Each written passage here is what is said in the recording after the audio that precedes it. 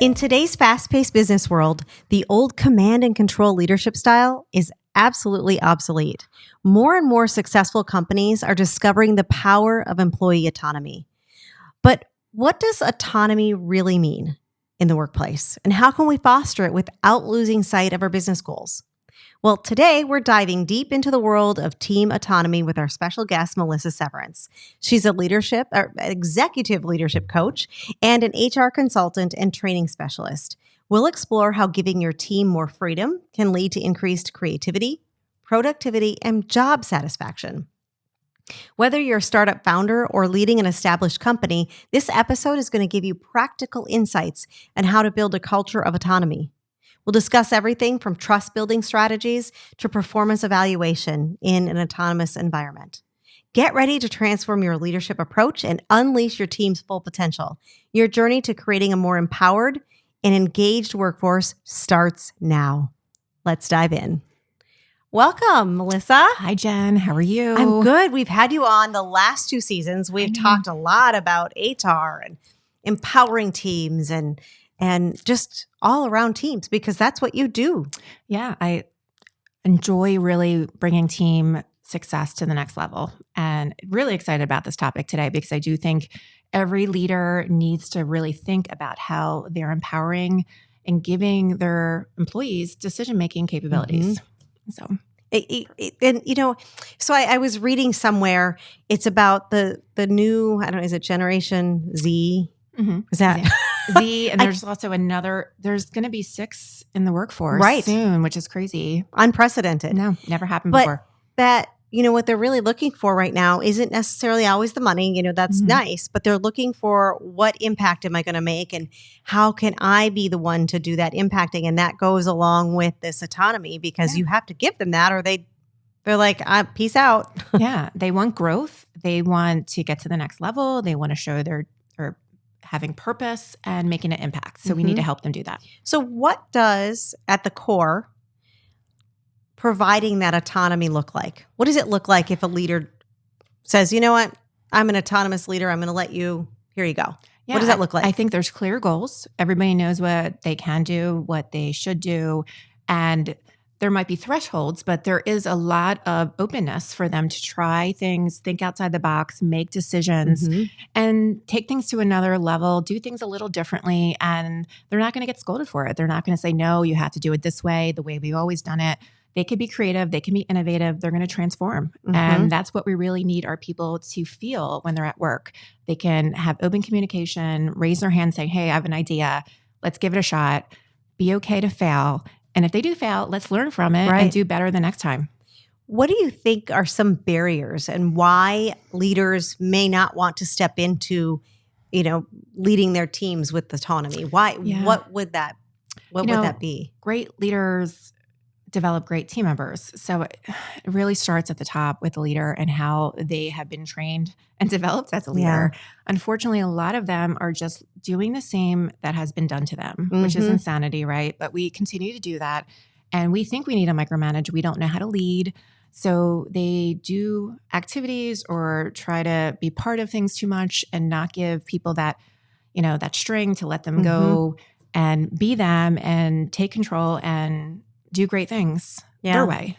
And, I can see from being a leader myself how I'm telling everybody that I have been in my own way, right? And I've been in my leader's way. And when you step into somebody's way, then they're going to take a step back because they see you as the leader. And then if you're not leading by allowing them to lead, I know this sounds like a old John Madden. Oh, absolutely. If you don't have good leaders, then leaders aren't going to. But once I stepped away and allowed them to do their job, things changed. Yeah. But people, I think leaders are scared. They are. They're scared to do that.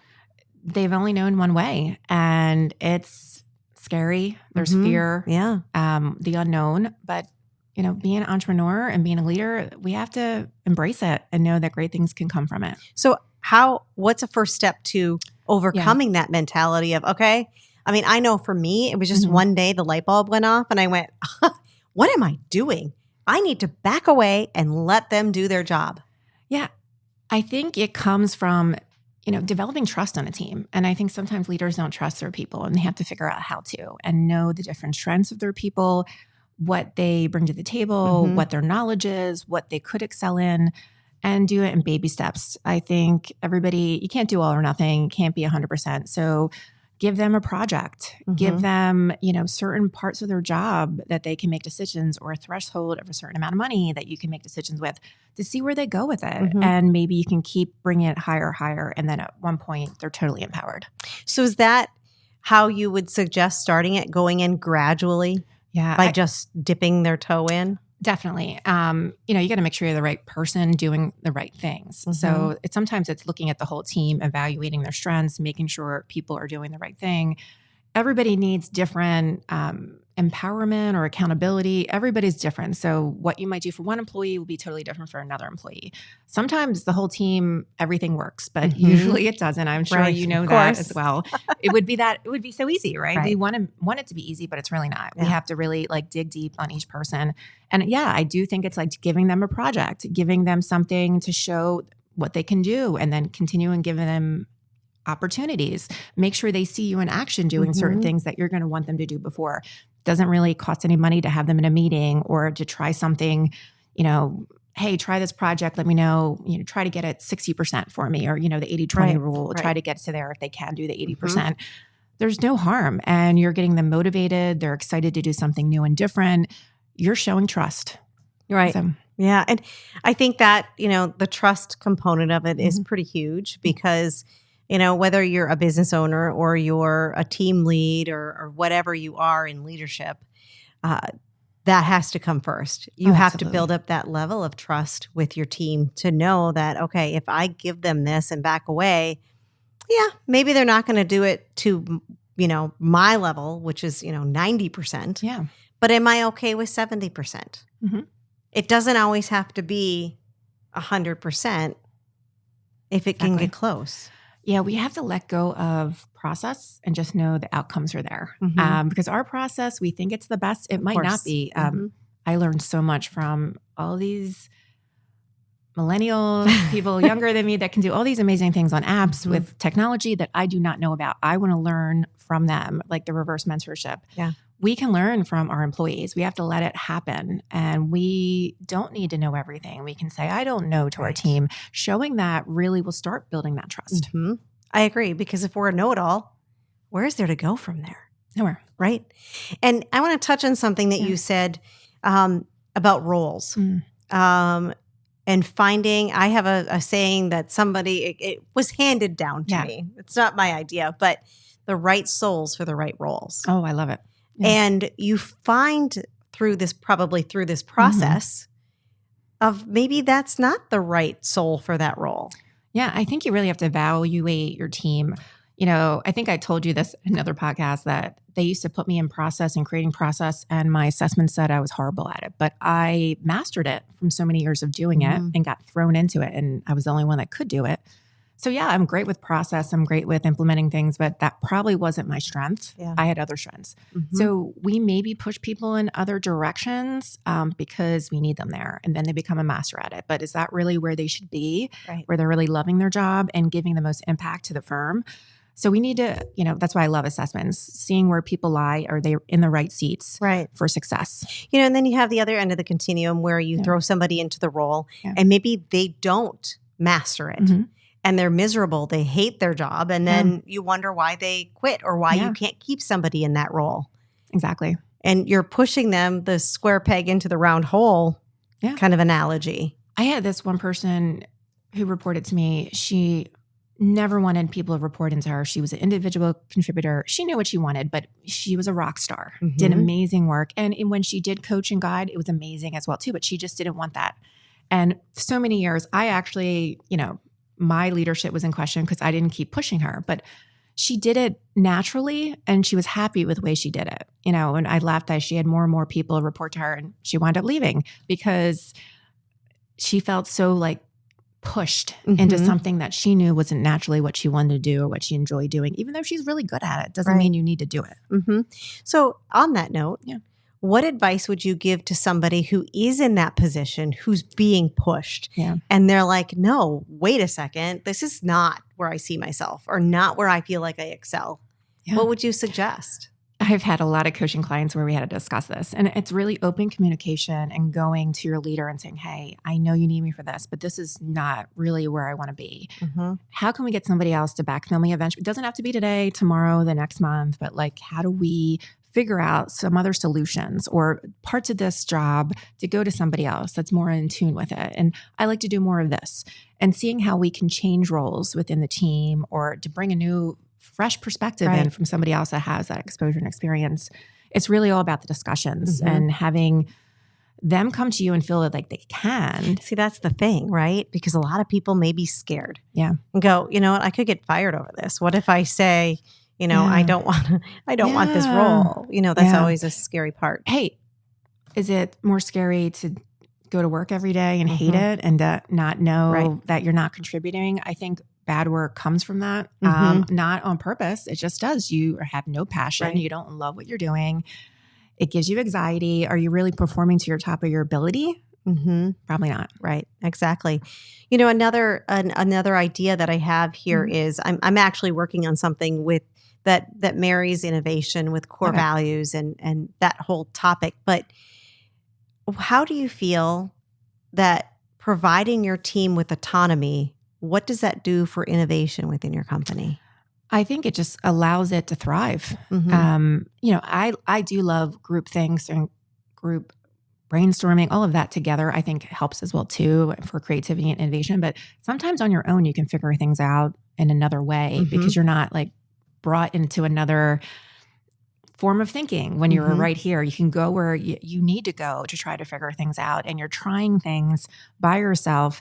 Hey, you need to ask for coaching and guidance or go to a peer and say, what do you think? Right. Of course you need to do that. I'm not saying be so siloed, because sometimes when we talk about this subject, people think you're not working with people. You still need to collaborate. You still need to work with everyone. You still have some oversight from your manager, check-ins and making sure you don't have any questions. But you got to come in with solutions. Right. That's what the leader should really have their people do. Hey, you have this, but come to me. And if you have any questions, come with a couple of solutions. Let's talk through them together and figure out about the path. But do you think it's a good idea to, you know, maybe bring Sally from accounting and, you know, Jimmy from marketing and everyone kind of together as well? I think it's a combination. So I think you need to have some group collaboration, brainstorming, you know, determining next steps, implementation together. And there will be different perspectives that will come out. And I think it makes it even stronger when you do figure out the path forward. So I think you need a little bit of each, but at the same time, know that your employees can do a certain path forward by themselves. Do you have, for our listeners, a great example of a company perhaps that has done something like this and have given great autonomy to their employees, and maybe what that result was versus what it was before they did that? You know, it's funny. It's different times. There's companies that are really great at it, and there's other times that they aren't. And it can change over time because as you grow from a 50 to 100 person, there's times where I've seen it thrive and then it go backwards because one other leader comes in from somewhere else and they have a different course of action. Sometimes it's great when you have somebody there for a while that's leading that team, because then everybody feels so comfortable. But it's also good to switch it up as well too and have different people in. My last firm I was there 16 years. I've seen it. I saw it go up and down so many different times. Because of the leader? Yeah, I do think it's a leader. And then the other top, you know, as well too, how they want to change things up and do things differently. So my advice is that even if you think you have it figured out, it won't always be figured out. It's always changing. It's moving target kind of thing. So it's funny. I don't want to highlight one because I know that there's ups and downs with it. Just like your success with your business, there's ups and downs. Well, it's living and breathing. Yeah. Oh, absolutely. It's you move one chess piece and then you're like, oh, this chess piece. Now I have to move that one because it's not working. Exactly. And there's nothing wrong with it. We have these growing pains as we continue to grow as companies, and we need to address it and do different things. You know, there's I love going into companies that have strong coaching cultures because you see a lot of empowerment there. And some of them you would be surprised. I was doing a conference or speaking at a conference, a National SHRM conference in Vegas, and a government institution from one of the states said, we have a coaching culture, everybody's coached in the whole firm, and one day a set aside for just coaching for our leaders to our employees every week. Wow. And I was in shock. One day? Yes. And it's governmental. And and you said, wow. I know. I was like, organization. Unbelievable. Because I was like giving all the different characteristics of a coaching culture. And she's like, we do all of these. And that was the only person in the room out of 250 that raised her hand. And it was shocking that it was a governmental, it just depends on, she goes, it's our leader. Of course. He brought it in. And we instituted it. We're doing so much amazing more work than we've ever done before. I've seen a total change in my company. And I know when you do coaching, you're having them come with their own solutions. They're figuring it out. Right. There's two people, in the conversation, and I'm sure they're asking for help and doing other things as well too, because they're getting coached and guided to do that. So it's not a vacuum. It's not one person. That's true. Coaching encourages conversations. Right. And the coaching component goes deeper than even providing autonomy, because it's providing development for your team members, because there's value in that too, especially for our new workforce, the Absolutely. 6 generations we talked about, and for those that are younger, older as well, everyone. Really. But, like my generation and older, we weren't accustomed to having that in any business. Yeah. Nobody provided that. Yeah. Sometimes we just worry about our leaders getting trained, and sometimes the leaders aren't trained at all. So we're at a point where they've been leading for a while. Then we know we have to correct their leadership, skills, ability to try to get them to be the leader they should be at this point, which they never got training for, because I come in for that a lot. But we have to also train our employees too. Sure. We can't just do one, not the other, because sometimes that leader will never be able to change, and we need to make sure we have succession planning, and it's just in the culture of this learning and this empowerment. And if they know they should be empowered, these new professionals in the workforce will say, hey, I know I can do this. Right, exactly. Now, on the topic, and I know we're talking about autonomy, but it just kind of opened up a question, talking about training and development for leaders and employees. What are a few different kinds of things that companies should look at to train their leaders and to train their employees on? Are they the same thing? Are they different? I think they can be the same thing. So I do trainings with a lot of managers, but we also we sprinkle in some other people so they can learn and have their perspective, and, probably people that go to the next level. But I also have done for my trainings where everybody is in there learning the components. I do think it's effective to everyone in the room, but just in a different way. You might have to change up some of the conversation. You might have to do something a little bit different, but they all are hungry for learning in these areas, and they all want to do their best work, and they all have passion for their jobs. They're coming in every day and they need this. So all of them need to be together on this and really learn together. It'll be even better. Right. Well, if you don't know, you don't know. And to have somebody guide you and say, hey, we've got this training in this area. Is that something you're interested in? Yeah. And there's some topics like, critical thinking, problem solving. I can do that for anybody in the firm. And sometimes the problem solving, we bring in true things that are going on in the firm and try to figure it out together. That I think is priceless when you were doing that. Right. Real world. Yeah. Because there's one thing you're doing a case study and it doesn't even pertain to your industry. It would be like coming into my retail store and doing something that happens at a law firm. We would all be like, and this affects us how? Like, how are we supposed to take that and apply it to what we're doing here? Yeah. And sometimes the leader is so high up, they can't figure out solutions. So you need to have your employees have these skill sets, because they're the ones coming with the outside the box ideas, the new fresh ideas that what we did before doesn't always work anymore. So, so we all agree autonomy is really what we should be having with our company. We should allow our employees to be able to make decisions, whether they're big, they're small, whatever it is that they're defined as. But how do you actually measure that this stuff is working? It's just like the developmental training, going from that to the autonomy. How do you even measure that any of it's working? Yeah. Some things that I always point out is, are people happy at work? How is your culture? Is it, increased? Do you see people raising their hands for things that are even not something like a promotion? Are you promoting more people in-house? Are they ready for the next step? That is definitely something. Retention rate, of course, and engagement rate is the highest. You'll see it in engagement surveys. You'll see different kind of responses than you ever had before. All of that is important to do. And I think during your one-on-one conversations with your employees, they'll be totally different. They're not check-ins like, tell me about this, tell me about that. It'll be about, hey, I really need to advance in this. How can I do this? How can you help me with this? Or, this is something we never looked into. Can we talk about this? It'll be different conversations will be happening with your team. Than you would normally have at a normal. You mentioned surveys. Yeah. Yeah, there's engagement surveys that I do think is great to pulse your employees. Now, you have to have the right culture and the right trust and the right open communication for it to really work. So I do think you should do it to get a baseline always. But Anonymous?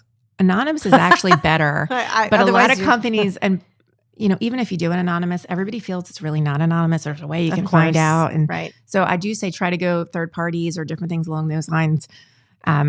But if you do get results, the big thing is doing something about it. Right. And a lot of times they don't. So they're like, why am I even going to write this and put myself in jeopardy of anything if no change is going to happen? So we got to make sure we're making changes from what we hear from our employees, really listening to them, what they really want and need, and doing as best we can for what works for the firm. It's not always, we can't do everything the employees want, of course, but if there's small changes that we can do that's going to be so impactful to everyone, why not do it? Right. And, that's the funny thing that you say. It's like somebody makes a change. It's like, can you move the bathroom closer to my cubicle? That's not like, going to be no, sorry, I can't do that. But there are some things, whether they may be really small or minute to one person, to somebody else, it's a huge deal breaker. Yeah. And the surveys are good because people want to be heard. So That's there's a lot of people that want to be heard. I like more of a smaller group and individual because people open up more. Of course. In a big group, as you know, not many people raise their hands when you're in a big conference. You're trying to get people to speak up. Right. You might have to call on somebody and just go walk over. They're not going to be saying possibly exactly what they want to say in front of a huge room. Or in a survey, they think that all the leadership's going to see. It's scary. Yeah. Again, it goes back to if I stand up and make it known what I think, am I in jeopardy?